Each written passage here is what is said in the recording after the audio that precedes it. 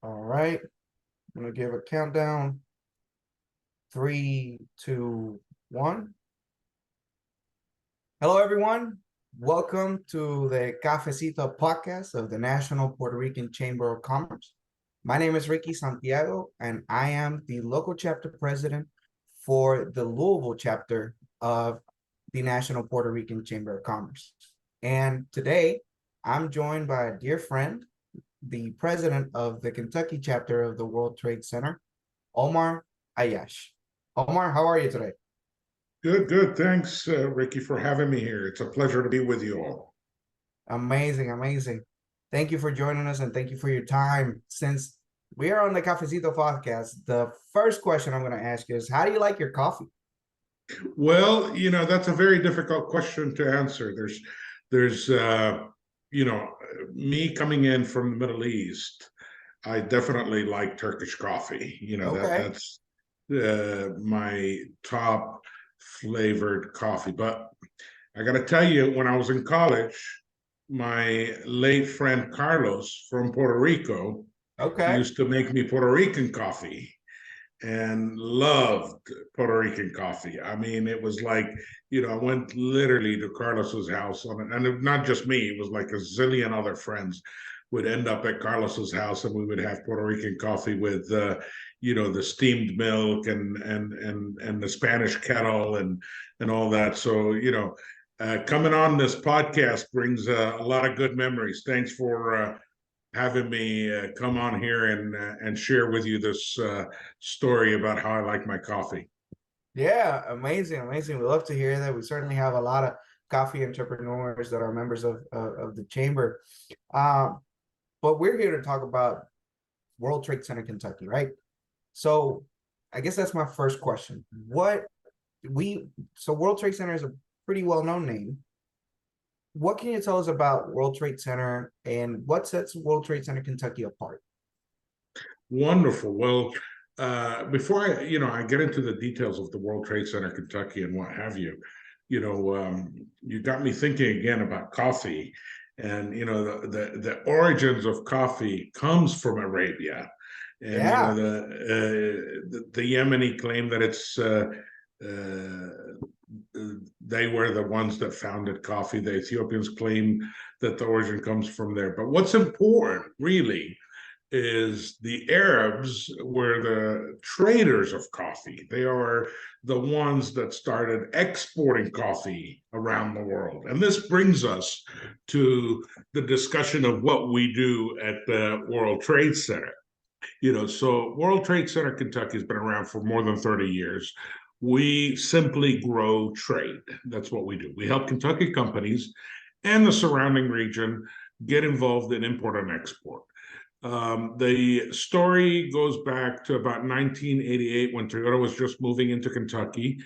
And, it's like, oh, we're global right now. We're getting a Japanese automotive manufacturing company coming to the area. And how can we help grow that trade? So 30 years in the making, we got established in Lexington. And then eventually in 1995, we opened our second office in Louisville. And, we've been here ever since. We do predominantly three things, and that is we provide trade missions, both inbound and outbound. We work with individuals that want to visit the state from various parts of the country or parts of the world, and we help them set up some of their delegation meetings and things of that nature. At the same time, we take at least one overseas trip where we introduce Kentucky companies to the world. As a matter of fact, in less than a month from now, exactly in a month from now, we will be in Dubai with 12 representatives from Kentucky going to GITEX, which is the largest technology trade show that's happening in the world this year. So trade missions. The second thing we do is trade advisory services. We help companies import and export. And so as part of the trade advisory services, we are here to answer your question about what is, I want to export to this country. Do I need an export license? I want to find a distributor in this country or an agent, or I need an export compliance manual. We do that. So trade missions, trade advisory services, and the third thing that we do is training. And training revolves very much around compliance. So back in April, we did a training session on duty drawback. Next week here in Louisville, we're doing an export compliance seminar with the U.S. Department of Commerce. People are flying from all over the country to attend this seminar. And then in November, we do our Premier International Trade Certification Program, a 3-day program, Premier, where you get A to Z as it relates to international trade, market expansion, logistics, payment, and legal. Day 1 is market expansion, logistics is day 2, payment and legal is day 3. So that's the 3 things that we do. And to sum it all up, what the World Trade Center Kentucky is best known for, Ricky, is that we're an aggregator. We are an aggregator. Fantastic. As you know, that one of the main challenges of Puerto Rican entrepreneurs is, in fact, this relationship with export and import that's due to jurisdiction. Why would it be of interest for a Puerto Rican entrepreneur to come to Kentucky to get training with your seminar with the Department of Commerce, or with the training certificates that you offer? Good question. And really is because the World Trade Center for the last, I would say, more than 10 years have been recognized as a powerhouse in the international trading arena. There's very few entities, I would say, that provide the type of expertise that we put in place. So when we put on our export compliance seminar, where actually the instructors are the experts in the field. They're from the Bureau of Inspections and Securities out of the U.S. Department of Commerce. And yes, they do seminars in various parts of the country, but they choose Kentucky World Trade Center, or the World Trade Center Kentucky, and specifically Louisville, Kentucky, as a premier partner for them because of our central location, our capabilities to put on this training and things of that nature.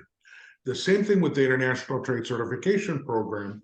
Not only are we giving you a training program where you're being exposed to about 13 different speakers in 3 days, so that way you get really entrenched into the international e-commerce, international commerce ecosystem. But after the training, we actually put you through a test. And then, we ask you to take the test. And once you pass the test, we certify you. And that becomes a stamp of approval. You won't believe how many offices in Kentucky I've walked into where the plaque from the International Trade Certification is hanging on the wall.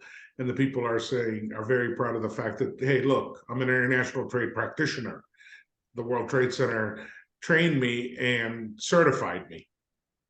I'm so happy you mentioned that. Actually, one of our great partners in the city of Louisville is SOS. During Hurricane Fiona, SOS actually donated $30,000 worth of medical equipment to Puerto Rico. And that was uplifted by UPS. And personally, as I was going in and helping with the transactions, I saw a real big, one of their managers had the World Trade Center International Trade Certification because they need it for what they do, right? With their missions across the world. Yeah, SOS is a wonderful organization. We work closely with them because of their international expansion on a number of different things. Most recently for us, it was focused on Ukraine and things of that nature. But definitely, UPS is a strong partner of the World Trade Center. And thanks for sharing that. Really appreciate it. Makes me happy to hear that. Yeah, absolutely. Absolutely. We mentioned supplies overseas, SOS and UPS. This is something we've heard of before. We've had conversations with the city about the importance of Louisville in the logistics world. can you tie that up for us about the import and export and the importance of logistics for expansion purposes for businesses? Yeah, Ricky, we're very lucky to be in Louisville, Kentucky from that perspective. And, some of you might know I lived actually in Dubai for a number of different years. And one of the things that Dubai claim to fame is a three-letter word. And that three-letter word, it's a hub, H-U-B. Yep. And I equate Louisville with that three-letter word as well. We are a hub. We're very fortunate to have the UPS World Port right here in our backyard. And that means actually for companies here in Kentucky that want to utilize the services of UPS, they can actually ship later in the day than in other cities. I think, let's say you might be in a different city in the United States and cutoff shipping time might be 5 p.m., where here in Louisville, Kentucky, it might be much later in the day because you've got literally UPS in your backyard. But Ricky, what's really important in terms of logistics is that we are a 7-hour drive from 2/3 of the US population. Wow. A 7-hour drive from 2/3 of the US population. And just to put it in perspective, I mean, without me getting into geography and what have you, 1.5 hours up to Cincinnati, 2 hours up to Indianapolis, 3 hours down to Nashville, 4.5 hours up to Chicago. You can see 7 hours down to Atlanta. Memphis is maybe 5 hours. And you could see how concentrated in that perspective that we are. And let me take it one step further beyond Louisville. Indianapolis is not too far from us, and FedEx, I think, has got their operation there, as well as in Memphis, of course. DHL has their operation in Northern Kentucky. And so not only it's almost like the triangle that's available, and you might have even noticed how many Amazon distribution centers are being placed in the state of Kentucky, whether it's in Northern Kentucky, in Lexington, here in Louisville, and what have you. I mean, wherever I drive, I see a lot of Amazon warehouses happening. So logistics is definitely something that facilitates trade and helps companies grow their footprint. Again, to put it in perspective, whenever I'm driving down the road and I see a truck, I don't think of it as a truck. I think of it as a company making money. And when I'm in the Highlands, which is a neighborhood in Louisville, literally at 11:30 at night, and I look up in the sky and I see the UPS planes literally hovering over as a parking lot because they're coming down to get retooled, re-equipped, whatever that word is, get packaged and ship out throughout the world. I think of that as business happening, and it's just a fantastic opportunity to see that level of commerce happening in our hometown right here in Louisville. That's amazing. Omar, how can we get in touch with you? Is there anything in particular that you want to tell us about? Maybe the seminar, perhaps there's still time to join. And how do we get in contact with you, and how do we take advantage? How we take advantage of the training seminars? Yes, definitely. Through all the typical social media, whether it's LinkedIn, Facebook, Twitter, things of that nature. Look out for the World Trade Center Kentucky and look out for our hashtag. But most importantly, I would highly say that come to our website, WTCKY.org, WTCKY.org.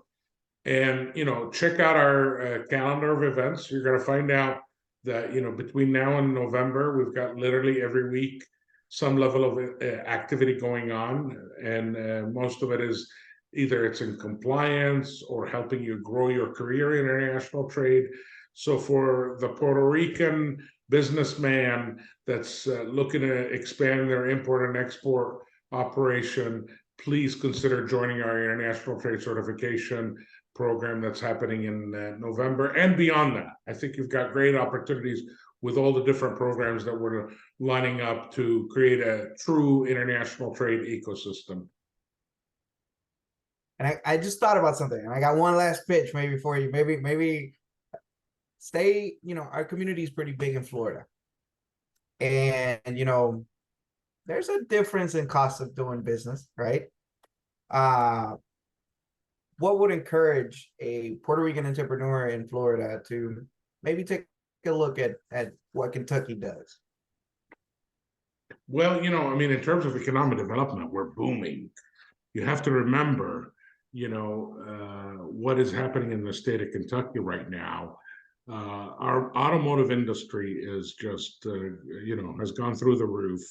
The number of manufacturing plants that we have here, whether it's Louisville Assembly Plant, Louisville, or the Kentucky Truck Plant, or the Toyota Motor Factory, or what's happening with the EV battery and SK International and Blue Oval. So a lot of noise and a lot of activity is happening in here. And I think, the cost of doing business will always be more reasonable, if you will, in Kentucky. And that's what attracts a lot of businesses to move to Kentucky. So logistics being a hub, the cost of doing business, the fact that we're at will employment place, and that we have in many places young and eager and willing to workforce. So there's a lot of opportunities in that perspective. And I'm not the perfect person to speak about that. There's the economic development entity here in Louisville, as well as in the state, that focuses on attracting businesses to move here. But I would highly encourage anyone to consider that. And I've seen that, Ricky, in my own community, the Arab community. Many of them typically might start in Chicago, and they get established there, but then eventually they hear about a place like Louisville, Kentucky, and they make the move down here and realize that there's business advantages, and I got to tell you, the scenery and how beautiful the state is definitely should attract anyone. And I mean, we've got some unique culture here, whether it's horses, bourbon, and the Derby. So come on over. I keep telling people, it's like, hey, we got strong spirits, we got horses, we got gambling, what we got it. Omar, it's a pleasure to have you on the Cafecito podcast. Thank you so much for your time and sharing your expertise here with us and our members for the National Puerto Rican Chamber of Commerce.